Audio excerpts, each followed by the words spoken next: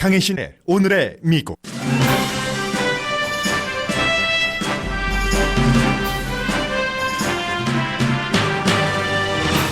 트럼프 대통령의 국정연설에서 북한에 대한 말은 없었습니다. 반면 미국이 키우는 후안 과이도 베네수엘라 정치인을 베네수엘라의 합법적인 대통령이라고 소개하면서 영광이라고 말했습니다. 트럼프 대통령은 탄핵도 입에 담지 않았습니다. 그러나 경제, 종교, 총기 소지 권리 등의 치적을 강조하면서 오바마 전 대통령을 수없이 비난했습니다. 당파적인 캠페인성 국정연설에서 대통령은 민주당 하원 의장 손을 뿌리쳤고, 민주당 하원 의장은 대통령의 연설문을 연설이 끝나자 찢음으로써 미국의 넘버 1, 2 지도자가 피 터지는 대선 캠페인을 할 것을 예고했습니다. 아이오와주 코커스 71% 개표 결과 핏 브리지지와 버니 샌더스가 선두를 달리고 있습니다. 부티지지는 대의원 표를 많이 받았고 샌더스 후보는 유권자 표를 더 많이 받았습니다. 부티지지가 조 바이든을 대체할 수 있을지, 샌더스가 민주당 후보가 될 수 있을지를 판단하긴 아직 이릅니다. 연방 상원은 LA 시간으로 오늘 낮 1시 대통령에게 무죄 판결을 할 예정입니다. 공화당이 강한 엘레바마주의 민주당 상원 의원은 오늘 아침 마지못해 유죄 판결을 할 것이라고 밝혔습니다. 연방 하원에서는 존 볼튼 전 국가안보보좌관에 대한 소환장 발부를 할 가능성이 높다고 하원 법사위원장이 밝혔습니다. 미국에서 코로나 바이러스를 피하기 위해 마스크를 쓰는 사람에 대한 혐오 범죄가 발생했습니다. 옷 안 입고 음식 만들기, 오늘 한 기사의 제목입니다. 문제는 베이컨이 아니라 자유라는 주제입니다.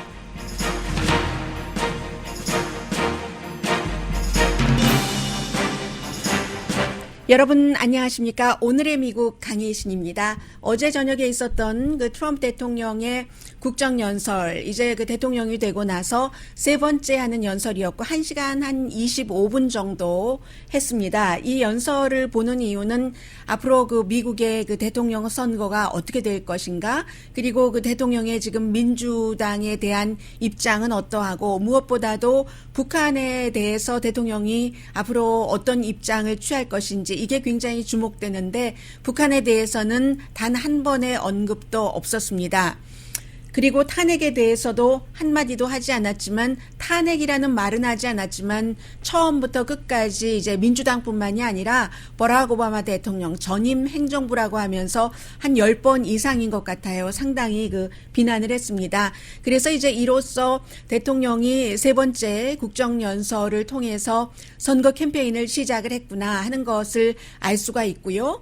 당연히 어느 대통령이든 뭐 꼭 트럼프 대통령뿐만이 아니라 다른 민주당, 공화당 모든 대통령이 국정연설에서는 본인이 잘한, 또 본인의 행정부가 잘한 부분에 대해서 상당히 많이 말을 합니다. 그래서 이제 트럼프 대통령도 경제에 대해서, 경제가 지금 좋은 것이 분명하니까요. 그리고 트럼프 대통령이 처음 대통령 자리를 버락 오바마 대통령에게 이어받을 때까지만 하더라도 경제, 좋아지는 경제를 오바마 대통령에게 이어받았다, 이런 말을 할 만한 그런 그 환경이 충분했습니다만, 이제는 트럼프 대통령이 집권 3년이 넘어서 선거를 치르는 뭐 거의 그 4년 마지막 임기의 마지막 부분이기 때문에 지금까지 미국 경제가 이렇게 좋게 유지가 되는 것은 트럼프 대통령이 잘하는 것도 있고 또 운이 좋은 것도 있고, 그런 것을 인정을 해야 된다는 것은 이제 누구나 인정을 하고 있습니다, 이미. 그래서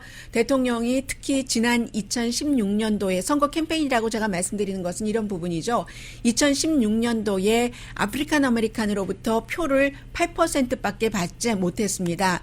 트럼프 대통령은 본인이 지난번 그 공화당에 자신보다 먼저 갔었던 두 명의 그 후보보다 밋 롬니라든가 또 그 존 맥케인 후보보다 흑인 표를 더 많이 받았다고 수없이 주장하지만 그건 그럴 수밖에 없죠. 왜냐하면 그 당시에는 버락 오바마라는 그 최초의 흑인 대통령이 나오는 시기였기 때문에 블랙들은 다 버락 오바마에게 투표를 했기 때문에 이것은 뭐 누가 그 자리에 공화당 후보가 있었더라도 굉장히 흑인들의 표를 덜 받을 수밖에 없습니다. 그리고 이번에도 역시 그 정도밖에 흑인 표를 받지 못했기 때문에 이번에 조금이라도 더 받으려고 경제적인 문제를 말하면서 흑인의 실업률이 역사상 최저다, 뭐 여러 가지 내용, 그리고 초대 손님 가운데서도 흑인 그 소녀와 어머니를 이제 학교에 잘 그 돈 걱정 없이 가게 됐다 하면서 소개를 하기도 했습니다. 물론 그 같은 경제에 대한 지적을 대통령이 굉장히 오랜 동안 얘기를 하니까 항상 대통령의 연설이 끝나고 나면은 야당에서 그에 대한 대응 연설을 하잖아요. 어제는 이제 미시건주의 그 민주당의 그 여자 주지사가 경제가 좋다고는 하는데 여러분들 경제 좋으십니까? 일부 그 트럼프 대통령을 지지하는 층에 한해서 그것이 좋을 뿐입니다 하고 반박 연설을 하기도 했어요. 말하자면 다수를 위한 경제가 아니라 소수를 위한 그 경제 발전이었다, 이런 얘기를 했고요. 그리고 이제 저는 이민자니까 코리안 아메리칸으로서 방송을 하면서 항상 이 그 이민에 관한 내용을 주의 깊게 볼 수밖에 없는데 트럼프 대통령이 어제 이민에 대해서 굉장히 많이 말을 했습니다. 그런데 저는 어제의 국정연설이 27번째 제가 보는 국정연설입니다. 빌 클린턴 때부터 8년, 그 아들 부시 8년, 버락 오바마 8년, 트럼프 대통령 3년 해서 27번 미국의 국정연설을 보지만 미국의 국정연설을 하는 대통령 가운데 이민을 얘기하지 않은 대통령이 없었고, 이민을 얘기할 때는 민주당뿐만이 아니라 공화당의 대통령도 항상 미국이 다인종 사회다, 이민자가 기여한 바를 얘기를 합니다. 그런데 어제 트럼프 대통령이 이민에 대해서 여러 번 얘기를 하면서 우리의 국경이 굉장히 강하다 하는 얘기는 했지만 이민자라고도 안 했어요. 전부 불법, illegal alien이라는 소리를 굉장히 많이 해서 뒤에 앉아 있었던 그 낸시 펠로시 하원 의장이 조금 찡그리기도 했고요. 그래서 이민자들이 사회복지 혜택을 미국에 그냥 거저와서 다 받아가기만 하는 사람, 그리고 illegal 또 criminal이라고도 표현을 많이 했습니다. 범법을 저지르는 사람이 이민자인 것 같은 그런 모습이 그 이민자로서 방송하는 그 저로서는 여러분들께 어제 그 미국 대통령의 이민에 관한 연설은 그랬습니다 하고 꼭 전해드렸어야지 되는 그런 그 부분이고요. 아무튼 빼내가기만 한다 하는 그 이민에 대해서 이민자라고 하면은 그런 것을 많이 강조를 했고, 그럴 때마다 이 공화당 의원들이 얼마나 크게 벌떡 일어나서 기립박수를 치던지 조금 민망했습니다. 그리고 이제 그 3년이나 됐는데도 계속 전행 정부를 비난하는 이런 것들이 있었다는 것, 연방 대법원에 대해서 얘기를 하면서 닐 고서치 본인이 이제 지명을 하고 지금 그 연방 대법관으로 일하고 있는 브렉 캐버너 두 사람의 이름을 특별히 불러줬고, 그리고 이제 이런 이름을 부를 때 연방 대법관들과 지금 그 어제 그 의사당에 모인 공화당 정치인, 민주당 정치인은 입장이 다르잖아요.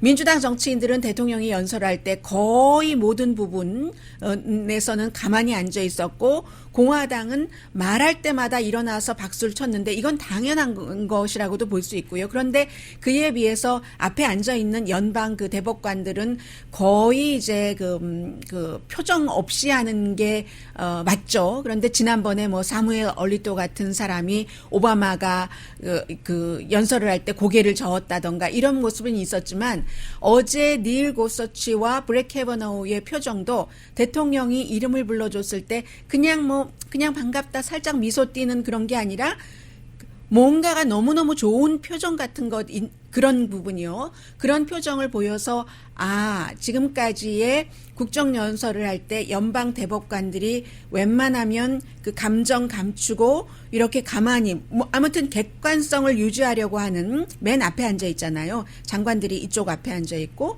이제 연방 대법관들이 이쪽 앞에 이렇게 앉아 있는데 그런 그 모습이 없는 그 시절이구나, 이런 것들을 느꼈고요. 그 밖에도 이제 트럼프 대통령이 공립학교에서 기도를 할 수 있게 해야지 된다. 나는 그런 것을 이뤄냈다. 그리고 이제 그 총기 소지의 자유, 내가 대통령인 한 그 미국 사람들은 총기 소지를 할 권한이 있다. 그걸 내가 지키겠다라고 얘기를 해서 굉장히 많은 공화당 정치인들이 박수를 쳤고 그 파클랜드 플로리다주의 고등학교에서 총격 사건으로 14살 딸을 잃은 아버지가 뭐라고 소리를 쳤습니다. 제가 시간이 있으면 뒤에 이 부분 말씀드리겠고요. 그래서 이제 그 쫓겨났죠. 쫓겨날 때는 그냥 좀 침착하게 누가 와서 나가시죠 하니까 금방 나가더군요. 그런 부분들이 있었고 그 모든 것들이 캠페인 하는 거죠. 그래서 그 사이에 한 명 한 명 민주당 의원들이 나가기 시작했습니다. 물론 원래부터 보이콧을 한 의원도 있어요.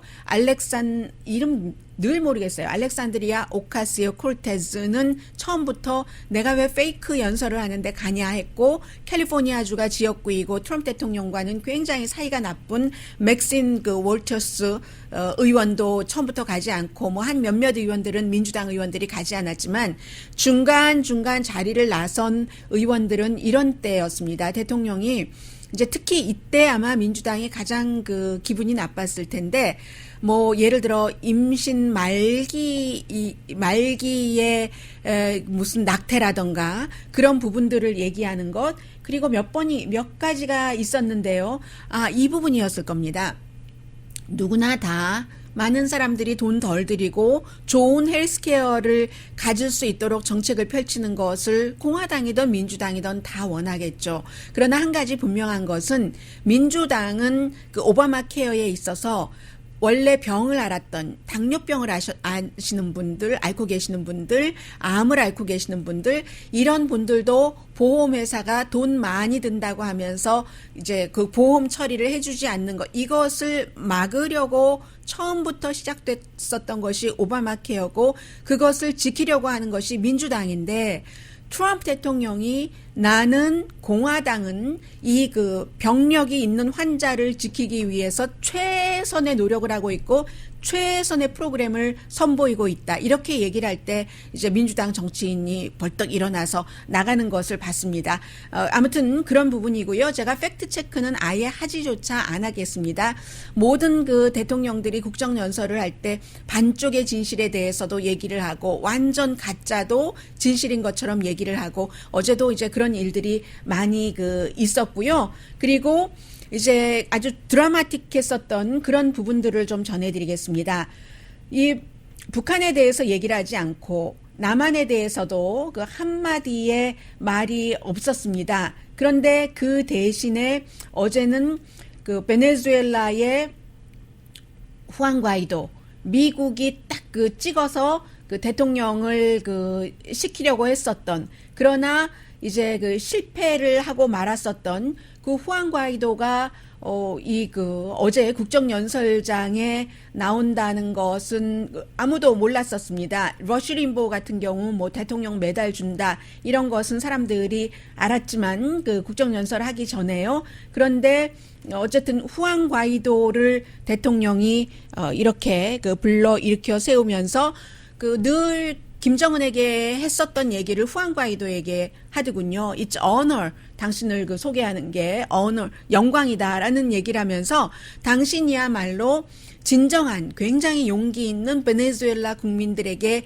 희망과 뭐라고 했던가요? 희망과 영감을 주는 베네수엘라의 합법적인 대통령이다라고 소개를 했습니다. Here this evening is a very brave man who carries with him the hopes, dreams, and aspirations of all Venezuelans. Joining us in the gallery is the true and legitimate president of Venezuela, Juan Guaido. Mr. President, please take this message back to your family. 네, 지금 미스터 프레지던트라고 하는데 글쎄요, 미스터 프레지던트가 맞는지는 모르겠습니다. 왜냐하면 베네수엘라에서 아직 뭐 마두로가 있고 그가 뭐 선거를 어떻게 했던 베네수엘라 국민들이 뽑았고, 이제 미국이 후안 과이도를 조정을 해서 쿠데타를 하려고 했는데 군사 쿠데타까지도 포함을 해서, 그런데 그게 실패를 했고 아직도 그 마두로는 베네수엘라의 대통령이기 때문에 미국이 국정연설장에서 이렇게 그 후안 후안 과이도를 대통령이라고 소개하는 게 옳은지는 저는 모르겠습니다. 다만 이 후안 과이도를 소개할 때 그 독재자 그 마두로에 대한 대안이기 때문에 미국의 그 민주당에서도 일부는 일어나서 이제 그 박수를 그 후안 과이도에게 쳤고, 후안 과이도는 한마디도 하지는 않았습니다. 다만 굉장히 그 비장한 그런 모습으로 그 대통령의 와이프 자리, 퍼스트 레이디 그쪽 그 좌석에 앉아 있었거든요. 했더니 그 대통령이 박수가 끊이질 않았습니다. 미국 대통령이 이제 베네수엘라 국민들에게 가서 우리가 이렇게 지지하고 있다는 거 전해라라는 말까지 했습니다. Thank you, Mr. President. Great honor. Thank you very much. Great honor라는 얘기 들으셨죠? 예. 그 자리에 김정은이 늘 들어갔었는데 김정은 대신에 후안 과이도가 들어갔고요. 그리고 이제 또 하나의 쇼 중에 쇼였었던 그 장면이 어제 아침에 제가 말씀드렸습니다. 미국 그 보수 가운데서는 굉장히 이 러시 림보의 그 쇼를 그 뭐 팟캐스트라든가 라디오 쇼를 많이 듣고 계신데, 러시 림보가 보수의 그 라디오 프로그램의 팟캐스트의 우상이기는 합니다. 그러나 굉장히 논란이 있는 사람이죠. 이 러시 림보가 국정연설 전에 오늘의 미국이 끝나고 나니까 트럼프 대통령이 이제 폐암에 걸렸다고 발표를 한 러시 림보는 또 대통령의 선거 운동원이잖아요. 항상 대통령의 선거 운동을 하고 있으니까. 그런데 이 대통령 메달을 줄 것이라는 뉴스까지는 나왔습니다만은 이렇게 국정연설장에서 러시 림보를 소개를 하고 그 자리에서 저는 또 그 메달, 대통령 메달, 최고의 국민에게 주는 그런 메달을 목에 걸어주는 건 또 처음 봤습니다. Rush Limbaugh, thank you for your decades of tireless devotion to our country.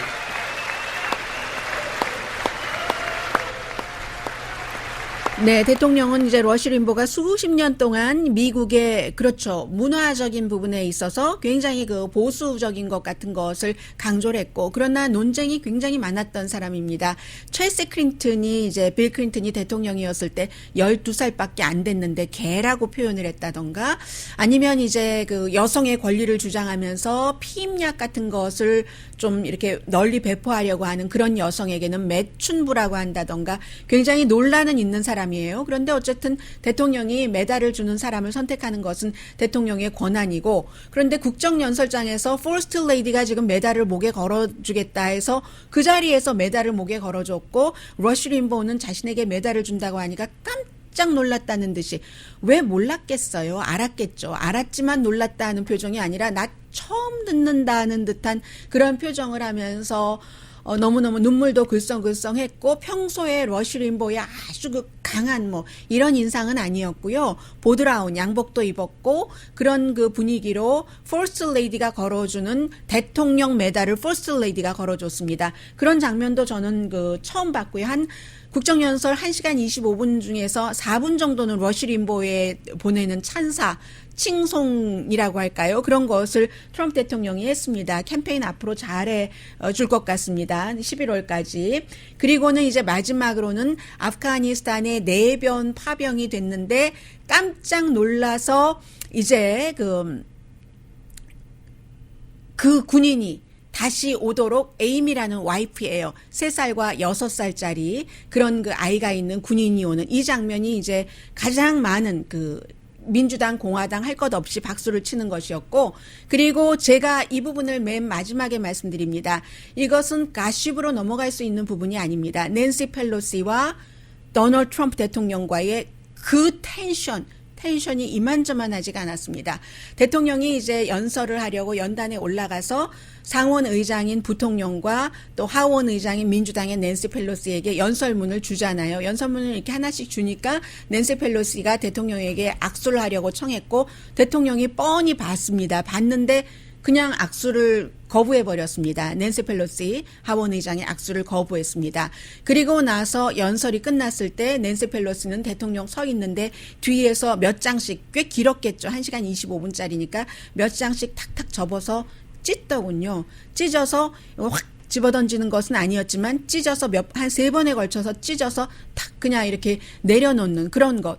그래서 오늘 아침 난리가 났습니다. 팍스 앤 프렌즈의 부통령이 나와서 정말 더 밑으로 내려갈 데가 없을 정도로 뉴 로를 기록했다. 어젯밤 뉴트 깅그리치 전 하원 의장은 낸시 펠로시 처벌받아야지 된다. 처벌받은 유일한 하원 의장이 그 뉴트 깅그리치거든요. 왜냐하면 빌 클린턴 탄핵 당시에 본인이 외도를 해서 결국은 그 암 걸린 와이프에게 나 이혼해달라고 하고, 그거는 에드워드 존 에드워즈였던가요?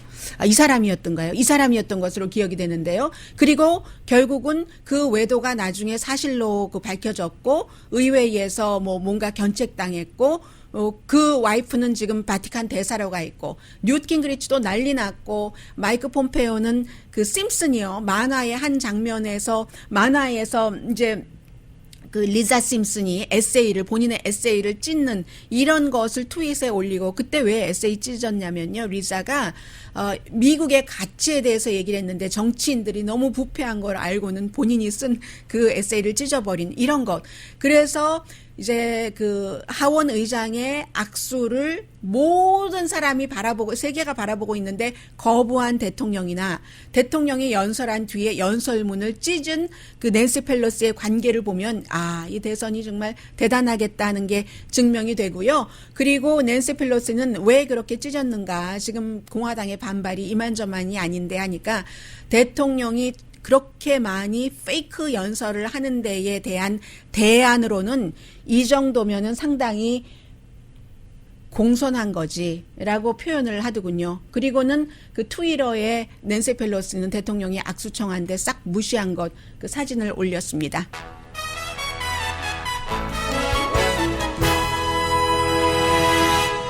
건널 수 없는 강을 건넌 거죠. 잠시 뒤에 그래서 지금 그 핏 브리저지가 그 버니 샌더스와 함께 1위, 2위를 그 아이오와주에서 예비선거에서 다투는 것. 어떤 매체는 그 버니 샌더스가 진짜 승리자라고도 해요. 왜냐하면은 대의원 수는 똑같이 10명이거든요. 위너 테이크스 올이 아니기 때문에. 그런데 그 유권자의 표를 또 버니 샌더스가 더 많이 받았고, 모르겠습니다. 아직 30% 정도 남았으니까 굉장히 중요합니다. 잠시 뒤에 전해드리고요.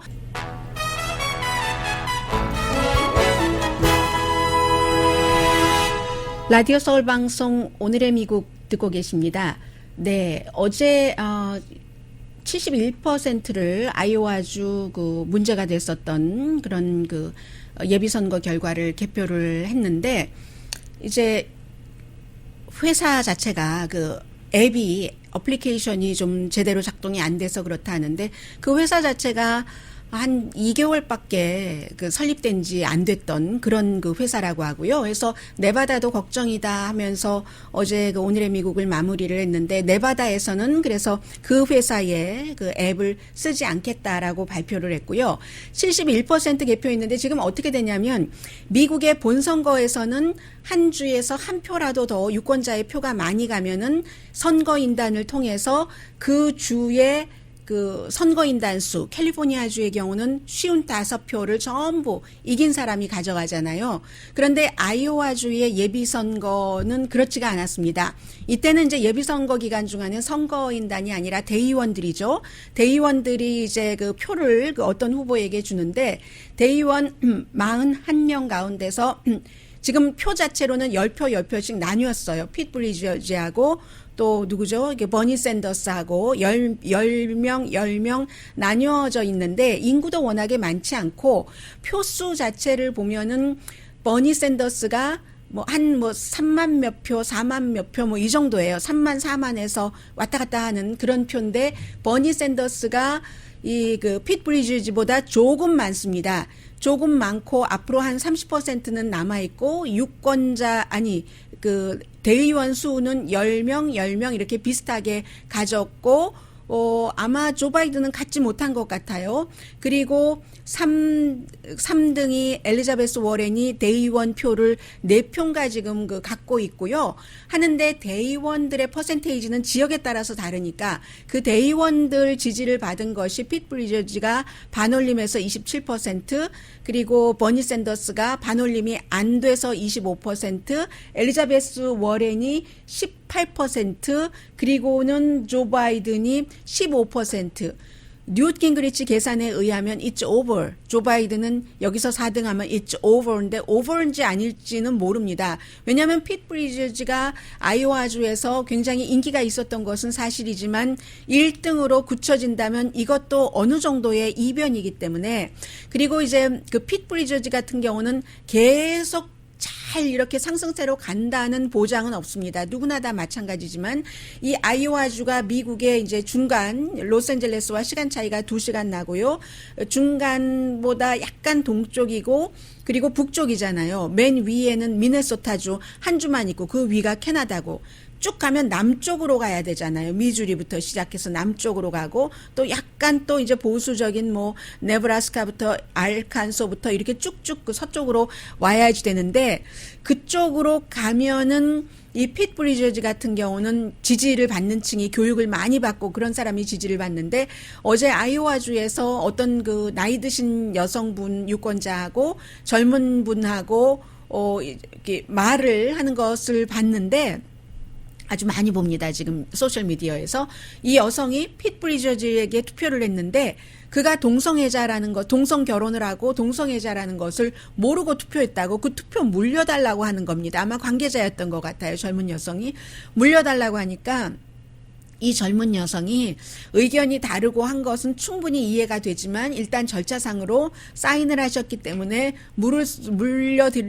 이제 되돌려 드릴 수가 없고, 그러다가 이제 얘기를 하다 보니까 의견이 이렇게 저렇게 뭐 성경에 이렇게 저렇게 하니까 또 이 젊은 여성이 성경에 그게 그렇지 않은데 뭐 또 해석은 달리할 수도 있죠 하면서 아이가 그 사이에 왔어요. 엄마를 이제 엄마 옆으로 남자 보이던데 나는 우리 아이에게 모두 다 그냥 차이가 있다고라고 가르치기는 하는데 의견이 다를 수는 있으니까요. 하니까 이 올드한 여성 유권자는 내가 이 핏 브리저지가 동성애자인 것을 알았다면 절대로 그에게 투표를 하지 않았을 것이다 라고 얘기를 하는데, 브리저지 같은 경우는 동성애자고 거기다가 블랙표를 받아야지 되는데 이 블랙표가 너무너무 안 나오기 때문에 남쪽으로 가면 갈수록 위험해지기 때문에, 그러나 아이오와에서 이겼기 때문에 거봐라. 어제 그 아이오와주의 여론조사 결과를 보니까 내가 이 그 조 바이든보다도 트럼프 대통령을 이길 수 있는 가능성이 1% 높았고 이렇게 어필을 할 수가 있죠. 민주당의 중도층에. 그리고 지금부터 이제 돈이 들어올 테니까. 또 중요한 것은 민주당의 지도부에서도 이거 봐라. 브리저지 갖고 될 수도 있나? 바이든 갖고 안 되겠는가? 하면서 그를 지지하는 사람들이 늘어날 수 있기 때문에 이 사람에겐 굉장히 중요하고요. 그러나 아직까지 버니 샌더스 측에서는 기본적으로 유권자의 파퓰러 보트요. 지난번에 힐러리 클린턴이 더 많이 받고도 선거인단 표 때문에 진 그것과 똑같은 케이스가 지금 버니 샌더스와 핏 브리저지 사이에서 일어난 일이거든요. 버니 샌더스가 일반 유권자의 표를 더 많이 받았고 본인들의 내부 계산으로는 버니 샌더스가 이긴다라고 주장을 하고 있는데 30% 이제 나중에 봐야지 알겠죠. 해서 민주당으로서는 너무 힘든 거죠.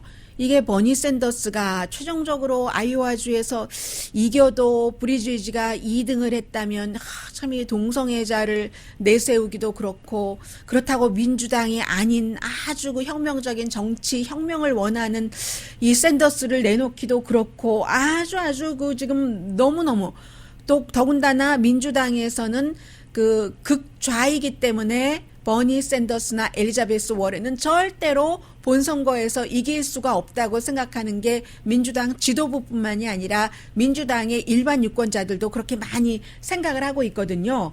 그 사이에 이제 그 바이든은 이제 물론 이제 위너 테이크스 올인 게 많은 3월 3일에 슈퍼 튜스데이에서 바이든이 많이 이긴다면 가능성이 있기는 있지만 이제는 핏 브리저지도 이렇게 대결을 해야지 되고 뿐만 아니라 에이미 클로바샤도 바이든 바로 뒤든데요. 대결을 해야지 되고 이 바이든은 굉장히 어려워졌어요. 그 사이에 어제 말씀드린 것처럼 슬금슬금 마이클 블룸버그가 올라오면은 그러면 민주당에서는 동성애자인 그 핏 브리저지보다는 민주당도 아닌 혁명가인 버니 샌더스보다는 할 수 없이 마이클 블룸버그 쪽으로 모여야지 되는 것인가? 민주당으로선 그렇게 생각을 할 수가 있고 그러면 참 그렇죠. 민주당에서 또 억만장자 후보를 낸다는 것 자체가 이래서 이제 다음 주 화요일에 있을 2월 11일에 있을 뉴햄프셔의 결과가 굉장히 중요하고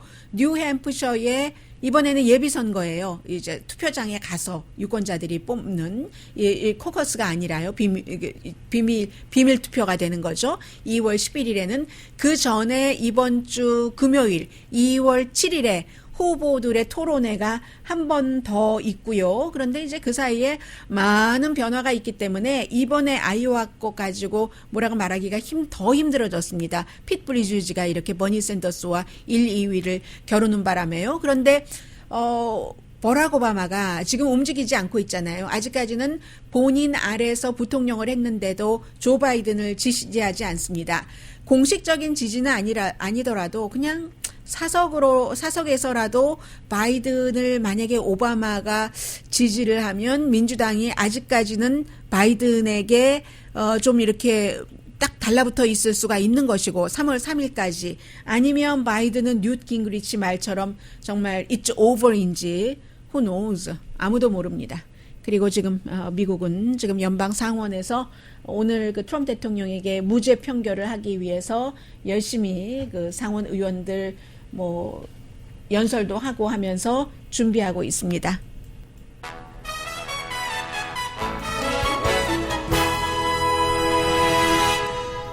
라디오 서울 방송 오늘의 미국 듣고 계십니다. 네.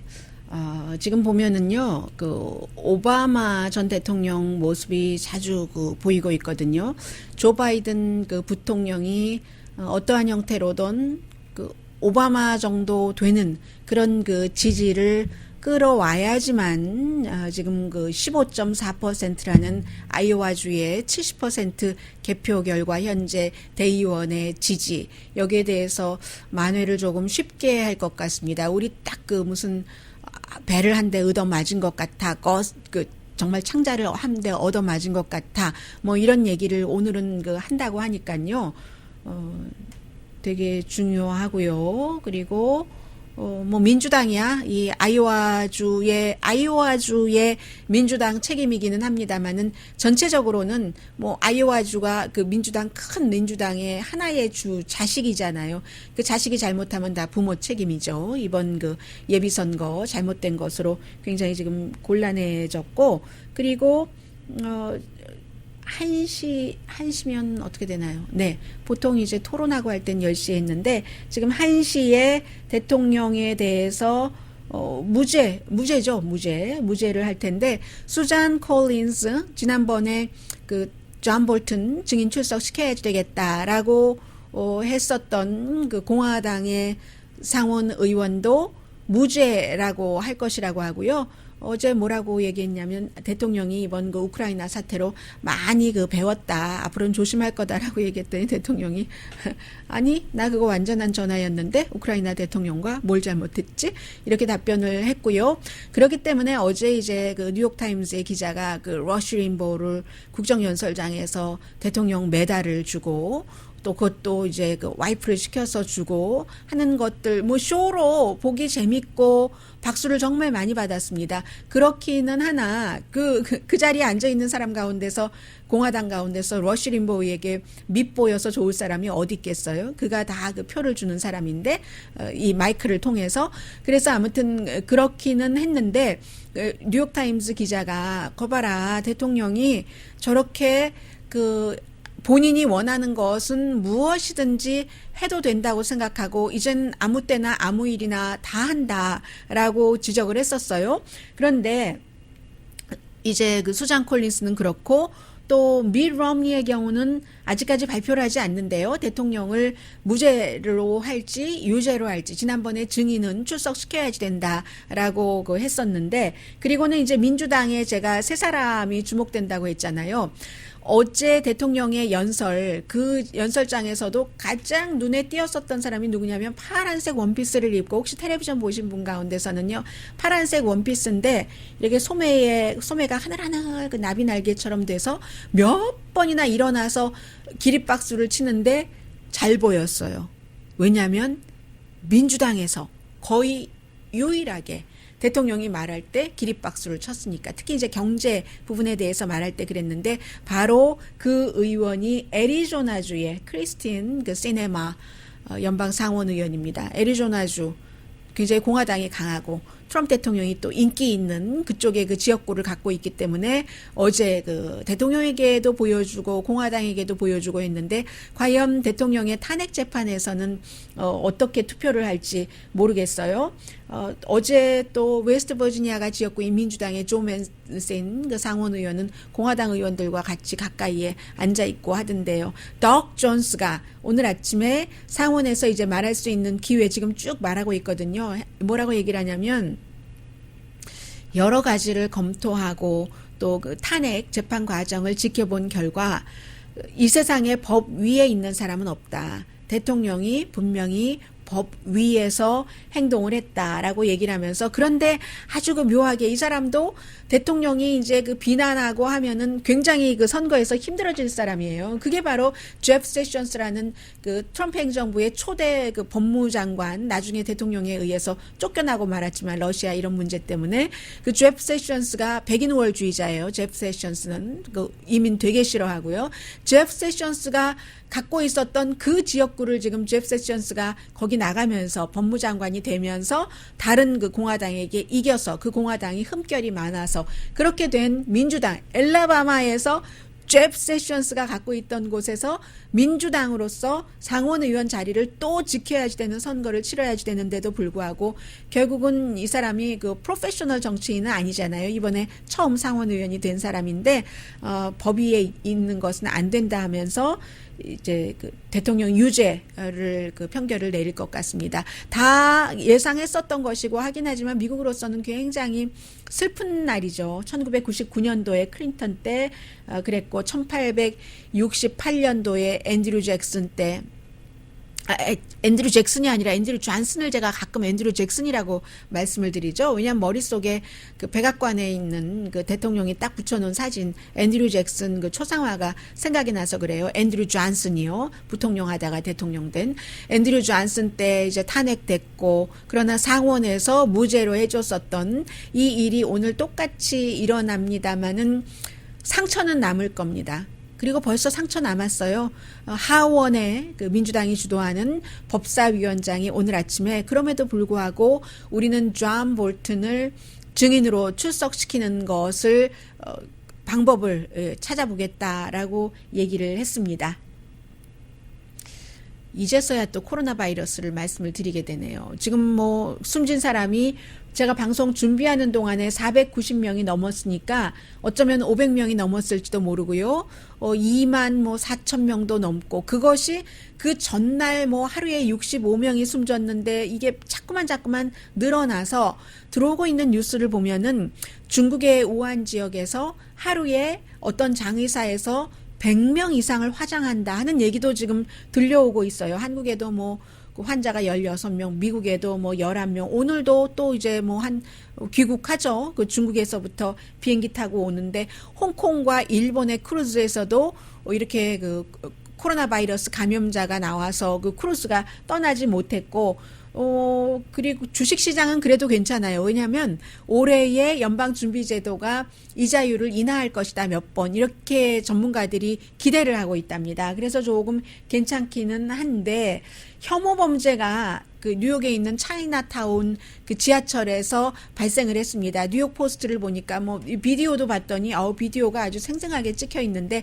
한 여성이 노란색 마스크를 쓰고 선글라스도 끼고 이 지하철 그쪽에서요 이러고 있는데, 한 남자가 B자로 되는 그런 그 막 그 흉한 말을 하면서 질병 B자로 시작되는 그런 말 막 하면서 처음에 얼굴을 때리고 그랬더니 이 여성이 Don't touch me, don't touch me, 오지마, 오지마 막 이런 데도 가서 막 때리고 이런 것들이 그대로 비디오 카메라에 찍혔고 입술에 막 피가 나고요. 이게 결국은 그 코로나 바이러스에 감염된 여자야 하는 그런 욕을 하는 겁니다. 이 그 상대방의 그 사람이요. 가해자가.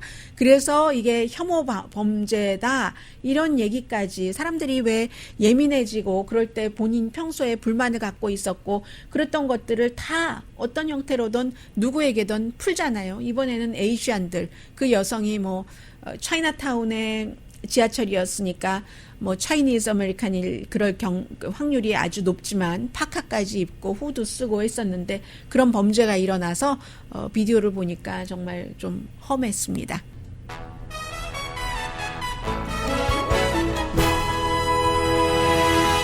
라디오 서울 방송 오늘의 미국 듣고 계십니다. 오늘 뉴욕타임즈 보니까요. 플로리다주의 어떤 누드 마을을 그 소개를 했는데 얼마 전에 그 보스턴 글로브에도 나왔다고 해요. 뭐 같은 신문이잖아요. 친척 신문이잖아요. 그런데 보니까 옷 안 입고 음식 만들기 해서 손님들을 초대하고 남자, 여자, 부부들이 이제 옷을 안 입고 베이컨을 튀기는 거예요. 베이컨을 어떻게 옷을 안 입고 튀기지? 하니까 이 여성이 다 방법이 있지. 미리 그 쿡이 된 베이컨을 사다가 기본적으로 마이크로웨이브 오븐을 쓰고 옷을 안 입는 것이 그 음식을 만들 때도 그렇고 뭔가 평소에도 자유와 창조적인 것이 많이 느껴진다고 얘기를 해요. 음식도 뭐 더 맛있다고도 하기도 하고요. 그런 미국의 한 1,000만 명 이상이 이렇게 옷을 안 입고 사는 사람들이 옷을 안 입고 살 수 있는 그런 지역에서 살고 있는데 뭐 누구는 18세기 유럽에서 시작됐다고 하고 누구는 뭐 19세기 독일에서 시작이 됐는데 심플한 삶 이런 것을 위해서 20세기에 미국으로 이민 오면서 독일 사람들이 가지고 왔다 하는 것 있잖아요. 플로리다주에도 뭐 한 수십 군데 이런 그 누드 마을이 있는데 주로 이제 따뜻한 곳에 많이 있겠죠. 나이 든 사람, 교육 많이 받은 사람, 부자일수록 누드 마을을 많이 찾고요. 그래서 누드 매년 220만 명이 지금 뉴욕타임스가 취재한 그런 그 누드 리조트에 찾아가고 있대요. 그래서 화가가 좀 자유롭게 뭔가를 그릴 수 있는 것과 같은 마음, 그런 마음이 옷을 벗으면 생긴다 이런 얘기하고 사진 보니까 어떤 사람은요 그 마을에서 아령 들고 딸랑딸랑 걸어가요. 뒷모습만 봤는데 옷 다 벗고요. 해서 누드는 가능할 때 하고 옷은 현실적으로 필요할 때 입고 이런 얘기를 하는데 문제는 뭐 베이컨 튀길 때 기름이 튀느냐 안 튀느냐 뭐 이런 게 아니라요. 그것보다는 어떤 때 잠시 튀기도 하죠. 그런데 그것보다는 자유가 중요합니다. 이 자유로움을 얘기를 하고 있네요.